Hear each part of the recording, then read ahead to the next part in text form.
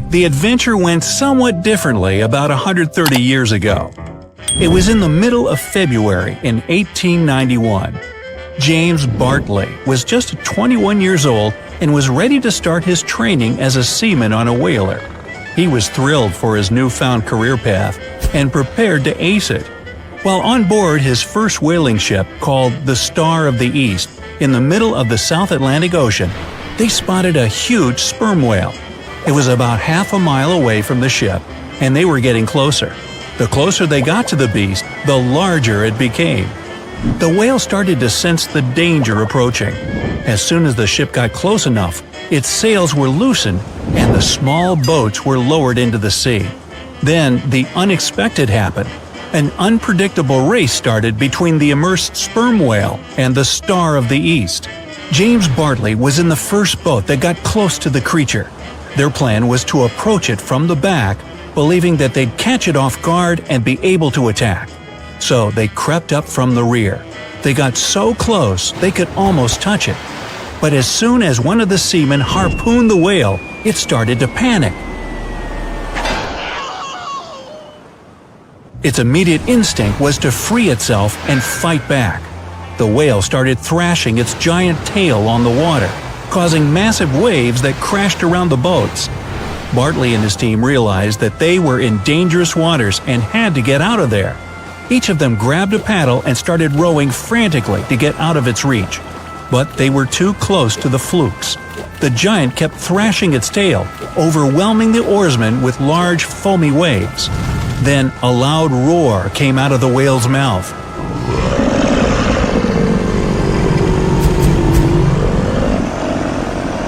It slapped the water with its large flukes and took a deep dive under the water. The seamen were sure the whale would come for them, but they didn't know where to paddle because they couldn't see it. Not only was it too deep, but the foamy waves also made it impossible to see under the water. As the ocean began to calm, large, ominous waves started to appear. It was now clear that the whale was returning, but from which direction?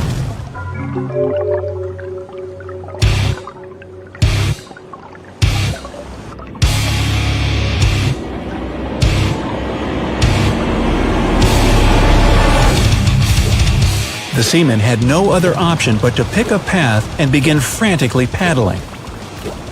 Suddenly, they felt a splintering crash underneath the hull, which sent their boat spinning into the air. The whale broke the wooden longboat into a million pieces, and the 5 men landed in the water. Another loud roar was heard, and the beast disappeared. Another longboat rushed to the rescue and picked up all the men in the water, except one apprentice, James Bartley. They looked for him for a few hours, but he was nowhere to be found. They had no choice but to return to the ship without him. Before long, the whale reappeared. This time, it was wallowing on the surface without disturbing the large vessel. As the seamen were gazing at the creature, they noticed that it appeared slightly swelled, but they didn't pay much attention to it. Many hours had passed since that incident in the morning, and right before sunset, the whale was still floating on the surface of the water. It was clear now that it was no longer alive.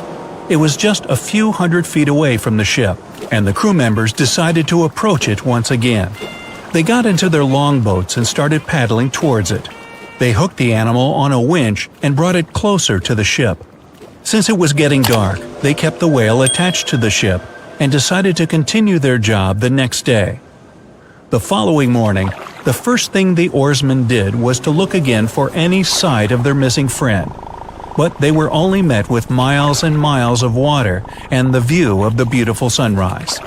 The men decided to move on and continue their hunt for another whale, when suddenly something strange happened. That afternoon, as someone was investigating the bloated whale they captured the night before, he noticed something moving in its stomach.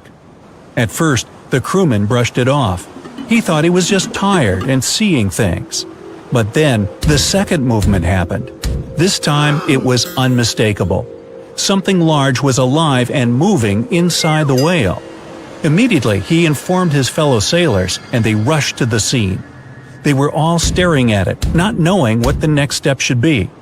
As soon as the captain of the ship arrived, he alerted the ship's doctor. Everyone thought that a huge fish was inside, and the doctor decided to perform an incision.